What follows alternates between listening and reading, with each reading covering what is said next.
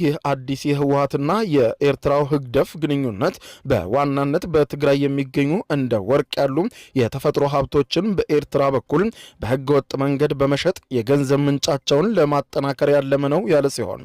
ጽምዶ የተባለው ተፈናቃዮችን የማስፈር ዘመቻ በተለይም ተፈናቃዮች ኤርትራ ወደ ተቆጣጠረቻቸው እንደ ዛላምበሳ፣ ኢሮብ ባሉ አካባቢዎችም እንዳይመለሱ ለማድረግ የተቀነባበረ የጋራ ሴራ መሆኑን ትንታኔው ጠቁሟል።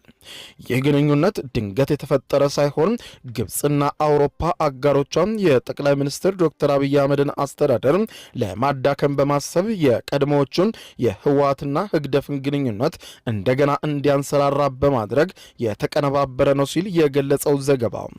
በህወሓትና በሻዕቢያ ግንኙነት መካከልም በተለይ የግብጽ ቀጥተኛ እጅ እንዳለበትም አጋልጧል። ትንታኔው አክሎም ይህ አዲስ ትብብር ግጭቱን ከትግራይ ክልል ወደ አማራ ክልል ለማዛወር እየሰራ መሆኑን ገልጾ ለዚህም ደግሞ በተለይም ደግሞ በእድሜ ገፋ ያሉትን ፖለቲከኞችንም መጠቀም እንደ አንደኛ አማራጭ ተደርጎ እንደተወሰደም አመልክቷል።